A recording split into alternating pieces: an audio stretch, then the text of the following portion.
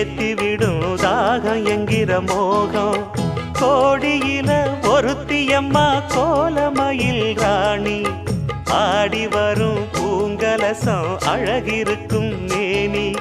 தேர் நடந்து தெருவில் வரும் ஊர்வலமா, ஊருலகில் அவளை போல பேர் வருமா? நல்ல பளிங்கு போல சிரிக்கும் மனச பறிக்கும் பவள விரிப்பு, விளங்கிடாத இனிப்பு விவரம் புரிஞ்சிடாத துடிப்பு. சந்திர ஜோதி வந்தது போல சுந்தர தேவி ஜொலிப்பு.